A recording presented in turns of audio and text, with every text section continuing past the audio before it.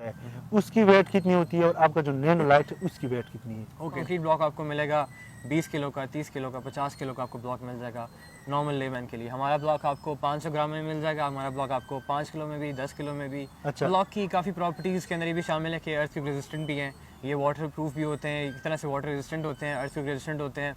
इनके अंदर केमिकल्स मिला के कोई ऑल्ट्रेशन करके हम इनको कम्प्लीटली वाटर प्रूफ भी कर सकते हैं। अगर आप चाहते हैं कि आपका बहुत ज़बरदस्त किस्म का ब्लॉक हो, ज़ाहिर बात है अगर आप एक कोई बहुत अच्छी ब्रांड की गाड़ी लेते हैं तो वो महंगी भी होती है। दुबई के अंदर मेरी कंपनीज़ हैं, वो बेसिकली फोकस करी इस वक्त टेक कंपनीज़ के ऊपर कि अभी भी मतलब पार्टीज़ पे जाते हैं और जगह मुझे बुलाते हैं कि यहाँ पे चलो, वहाँ पे दोस्त मिल रहे हैं।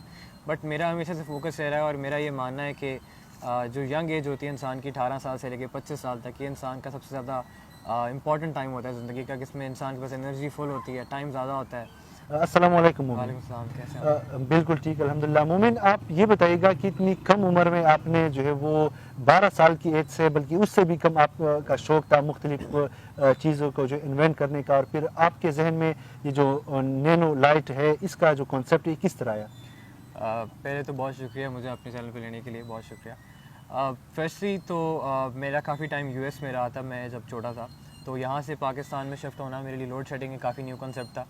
तो उस चीज़ को देखते हुए, मद्देनज़र रखते हुए मैंने सोलर पैनल्स को मुतारिफ़ कराया, थोड़ा सा मैंने उस पर काम किया। बट आहिस्ता आहिस्ता जब मुझे एनर्जी सेविंग के बारे में ज़्यादा पता चला तो मैंने CLC लाइटवेट कंक्रीट को मुतारिफ़ कराया पाकिस्तान में।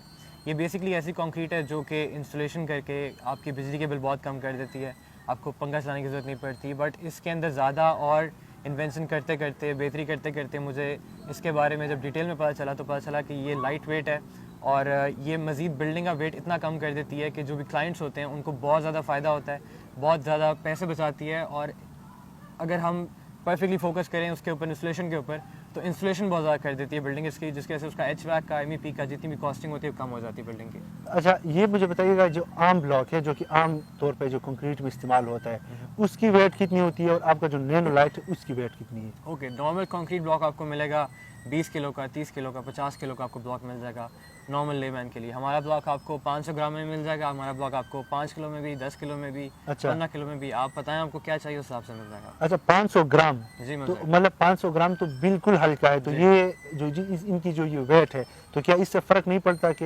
अर्थक्वेक आए या पानी हो या और मतलब कोई डिस्टर्बेंस हो? ओके, इन ब्लॉक की काफ़ी प्रॉपर्टीज़ के अंदर ये भी शामिल है कि अर्थ रेजिस्टेंट भी हैं, ये वाटर प्रूफ भी होते हैं, एक तरह से वाटर रेजिस्टेंट होते हैं, अर्थ रेजिस्टेंट होते हैं। इनके अंदर केमिकल्स मिला के कोई ऑल्ट्रेशन करके हम इनको कम्प्लीटली वाटर प्रूफ भी कर सकते हैं। इनको हम लोग अर्थ इसलिए क्योंकि इसके अंदर छोटे छोटे पोर्स होते हैं। तो अच्छा। जब भी प्लेट टेक्टोनिक्स की वजह से वाइब्रेशंस आती हैं तो वो काइनेटिक एनर्जी ट्रांसफ़र नहीं कर पाती उन छोटे छोटे पोर्स की वजह से, जिस वजह से ये इसको रेजिस्टेंट भी हो जाते हैं, जिसकी वजह से मतलब आपको जो बहुत महंगे महंगे रबर लगाने पड़ते हैं बिल्डिंग्स के अंदर वो लगाने नहीं पड़ते अब, और काफ़ी ज़्यादा ड्यूरेबल और सेफ कंस्ट्रक्शन अच्छा, होती है। आप मुझे ये बताइएगा कि ये जो ब्लॉक्स है ये नैनो, ये क्या एक फ्लोर मतलब कि एक स्टोरी, 1 स्टोरी, 2 स्टोरी, उसके अलावा अगर फॉर एग्जांपल कोई बंदा जो वो स्काई स्क्रैपर बना रहे हैं, मतलब कि 10 स्टोरीज या इस तरह, तो उसके लिए भी ये फिजिबल है ये चीज़? अब पाकिस्तान में एक्चुअली ये कॉन्सेप्ट बहुत ही नया है, और क्योंकि यहाँ पे स्काई स्क्रैपर ज़्यादा है नहीं, उनकी रीज़न यही है कि यहाँ पे लाइट पे कंक्रीट पहले था नहीं। अच्छा। अब ये आ चुका है। अब इसका फ़ायदा ये है कि जितने भी बड़े बड़े अभी हाई राइज जितने भी बन रहे हैं पाकिस्तान में, अल्लाह का शुक्र है मैं उनके साथ अभी डीलिंग के अंदर हूँ, और जितने भी हाई राइज है उनके लिए तो ये बहुत ज़्यादा फ़ायदेमंद है। मतलब उनके लिए आप पूरी बिल्डिंग का वेट 50% कम कर सकते हैं इससे। अच्छा। तो मतलब इससे पैसे की बचत, क्लाइंट की बचत, जल्दी काम होना, जल्दी डिलीवरी, हर चीज़ एक तरह से बेहतर डिलीवरी है। अच्छा, आपने पैसे की बात की, तो फॉर एग्जांपल अगर आम ब्लॉक है वो जो आपने पहले बताया कि वो 10 से लेकर 20 किलो का होता है, तो उसकी प्राइस और आपके जो नैनो लाइट ब्लॉक है उसमें प्राइस में कितना फ़र्क है? ओके, हमारा प्राइस में और उनकी प्राइस में ज़्यादा फ़र्क नहीं होगा। बट अगर हम बात करें इनिशियल और एंड कॉस्ट की, इनिशियल कॉस्टिंग में आपको शायद हल्का सा महंगा भी पड़ सकता है, हल्का सस्ता भी पड़ सकता है। ये डिपेंड करता है कि हम ब्लॉक की कॉम्पोजिशन क्या रखते हैं, टोटली डिपेंड। अगर आप चाहते हैं कि आपका बहुत ज़बरदस्त किस्म का ब्लॉक हो, ज़ाहिर बात है अगर आप एक कोई बहुत अच्छी ब्रांड की गाड़ी लेते हैं तो वो महंगी भी होती है, तो उस हिसाब से ये ब्लॉक भी है। अगर आप वो ब्लॉक लगाते हैं बिल्डिंग के अंदर, लेकिन उसका एंड आप देखते हैं कि उससे कितनी ज़्यादा हीट कम हो रही है, कितना ज़्यादा वजन कम हो रहा है, कितना ज़्यादा सरिया बचा रहे हैं हम कंस्ट्रक्शन के अंदर, तो ओवरऑल वो आपकी कंस्ट्रक्शन के अंदर मिलियंस और मिलियंस रुपीज़ बचा देती है। अच्छा, ठीक है। ये तो ब्लॉक्स की बात हो गई। अच्छा, मुझे ये बताइएगा इलेक्ट्रिक कार के हवाले से और जो आपके इन्वेंशंस है और जो आपके आइडियाज़ है जो कि आपने बहुत कम उम्र में जो है वो इन्वेंट की, तो उसके बारे में ज़रा बताइएगा। मेरा शौक़ था हमेशा से कोई चीज़ ऐसी नई मुतारिफ़ कराने का। पाकिस्तान में पोटेंशियल बहुत ज़्यादा है और यहाँ पर बहुत ज़्यादा स्कोप है हर चीज़ को एक्सप्लोर करने का। तो मेरा ज़्यादा शौक था, गाड़ियों का भी मुझे शौक है, काफ़ी यंग एज है मेरी ऑफ कोर्स। तो मैंने 2 गाड़ियाँ भी बनाई हैं। इसके अलावा मेरा ड्रोन्स के ऊपर भी थोड़ा बहुत काम है। फिर डिज़ाइनिंग के ऊपर, बिल्डिंग्स की डिज़ाइनिंग करना। मैं पाकिस्तान में पहला बंदा जिसने बिम की इंट्रोडक्शन कराई थी पाकिस्तान के अंदर। अच्छा।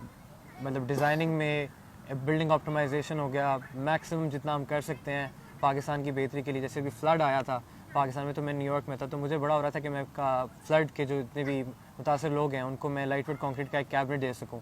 या गवर्नमेंट के साथ मैं कोशिश कर रहा हूँ कि जितनी भी पुलिस चौकियाँ हैं उनको मैं रिप्लेस करा के उनको लाइट वेट कंक्रीट का छोटा सा एक दे दूँ। मैं हाँ, अपनी सही। अपनी उसको प्रमोट नहीं करना चाह रहा कंपनी को, मैं उसको बगैर किसी लोगों के As a मैं चाहता welfare हूँ के एज लिए। अ वेलफेयर के लिए कि जितने भी पुलिस की चौकियाँ हैं उनको मिले कोई, मतलब मैक्सिमम जितना मैं कर सकता हूँ मैंने किया है, मतलब गाड़ियों से लेके ड्रोन से लेके कंक्रीट तक। आई ठीक। Tried my best. सही। आप मुझे ये बताइए कि आपने इलेक्ट्रिक कार वगैरह उन चीज़ों की बात की, तो क्या ये सिर्फ आप पाकिस्तान में कर रहे हैं या मुल्क से बाहर भी जो है वो कोई कंपनीज रजिस्टर्ड है या आपके कोई जी।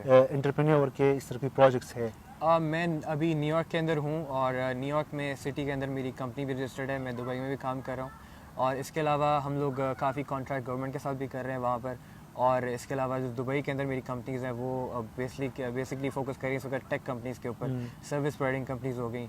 हम लोग ऐसे सॉफ्टवेयर बना रहे हैं जो कि वहीं पर टेस्ट कर रहे हैं, उनको इंशाल्लाह जल्दी हम पाकिस्तान में इंट्रोड्यूस कराने लगे हैं। क्योंकि मैं चाह रहा था कि पाकिस्तान में कोई ऐसी चीज़ है जो एक वेल इस्टेब्लिश हो और एक अच्छी चीज़ हो, पाकिस्तान को अच्छी डिलीवर कर सकें हम। तो अभी वहाँ पे लॉन्चिंग वगैरह की है, तो आहिस्ता से देखते हैं किधर हो जाती है। ठीक। सीरियस बातें हमने कर ली, थोड़ा सा लाइटर नोट आपसे पूछूंगा कि आपकी उम्र जो है वो बहुत कम है। आपके उम्र के जो बाकी नौजवान हैं, आपकी उम्र के जो बाकी जो बडीज़ है, तो वो आपको कहते नहीं है कि ये उम्र जो है तो एंजॉय करने का है, और आपने बहुत कम उम्र से जो है वो एंटरप्रेन्योरशिप और वो बिजनेस माइंड और मतलब इनोवेशन का सोचा है, तो वो आपको बताते नहीं है कि ये उम्र जो है वो तो खेलने कूदने का और एंजॉय करने का है? बिल्कुल हैं, ऐसे दोस्त मेरे बहुत ज़्यादा हैं जो कि अभी भी मतलब पार्टीज़ पे जाते हैं और जगह मुझे बुलाते हैं कि यहाँ पे चलो, वहाँ पे दोस्त मिल रहे हैं। बट मेरा हमेशा से फोकस रह रहा है और मेरा ये मानना है कि जो यंग एज होती है इंसान की 18 साल से लेकर 25 साल तक, ये इंसान का सबसे ज़्यादा इंपॉर्टेंट टाइम होता है ज़िंदगी का, जिसमें इंसान के पास एनर्जी फुल होती है, टाइम ज़्यादा होता है। और पैसा इंसान जो होता है वो हमारे यहाँ पे कॉन्सेप्ट है एक पाकिस्तान के अंदर कि पैसा जो है बड़ा मुश्किल है कमाना। बट मेरा एक कॉन्सेप्ट है, पैसा तब आता है जब आप उसकी सोच बना लेते हो एक बार। अच्छा। तो जब आप उस राह पे निकल जाते हो, वो चीज़ें फिर आपके लिए अल्लाह ताला खोल देता है आहिस्ता। तो मेरा तो ये मानना है कि यंग एज है तो इसके अंदर मैक्सिमम जितना स्ट्रगल कर सकते हैं करें, ताकि आपकी जो आने वाली जितनी भी यंग जनरेशन हैं उनसे आपसे मैक्सिमम फ़ायदा हो। ठीक। अब मुझे ये बताइएगा कि अभी आपके फ्यूचर आगे के क्या प्लान्स है? अभी तो आपने इतनी कम उम्र में जो है बहुत कुछ अचीव कर लिया है, लेकिन यकीनन ये काफ़ी नहीं है, और भी यकीनन आपके आइडियाज़ होंगे और भी जो है वो कुछ करने का, नया करने का जो है वो आपका आज़म होगा, तो और क्या प्लान्स है आपके फ्यूचर के? मैं ऑटोमोबाइल इंडस्ट्री के अंदर ज़्यादा बूस्ट करना चाहता हूँ आगे, पाकिस्तान को रिप्रेजेंट करना चाहता हूँ इंटरनेशनल स्टैंडर्ड्स के ऊपर। इसके अलावा मैं स्पेस इंडस्ट्री के अंदर जाना चाहता हूँ। मैं चाहता हूँ कि पाकिस्तान बहुत पीछे भी स्पेस इंडस्ट्री में, और पाकिस्तान में ऐसी बहुत चीज़ें हैं जो कि, और बेस्ट बहुत ऐसे बैकवर्ड माइंडसेट है जो कि सिर्फ पॉलिटिक्स के अंदर फंसे हुए हैं, और मैं चाहता हूँ कि ये चीज़ें वहाँ से निकलें और वहाँ से थोड़ा आगे बढ़ के इनको पता चले कि बिज़नेस में और टेक में जाने से आपकी टोटल इकॉनमी में कितना फ़र्क पड़ता है। तो मेरा फ्यूचर प्लान आगे यही है कि मैं अब मैक्सिमम इकोनॉमिक रेवोल्यूशन जितना ला सकता हूँ पाकिस्तान के लिए वो करूँ। ठीक। साकिब, बहुत बहुत शुक्रिया आपका, आपने हमें टाइम दिया और आपने बड़ी डिटेल से जो है वो अपनी तमाम जो प्रोजेक्ट्स है उसके हवाले से बताया।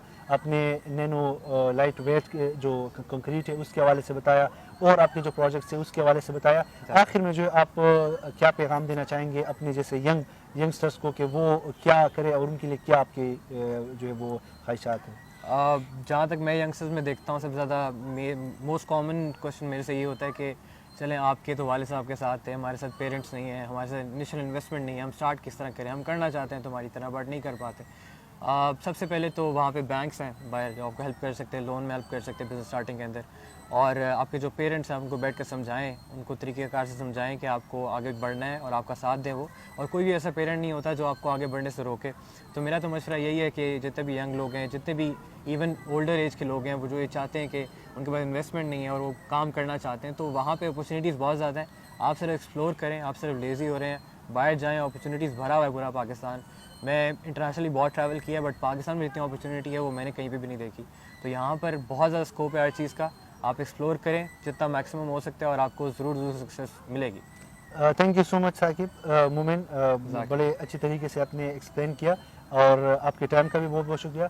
नाज़रीन, बिल्कुल ये थे मोहम्मद मोमिन जिन्होंने अपनी अचीवमेंट्स के बारे में, अपनी इन्वेंशंस के बारे में आप लोगों को आगाह किया। जमील इकबाल को दीजिएगा इजाज़त, एक और एपिसोड के साथ दोबारा हाजिर होंगे। खुदा हाफिज़।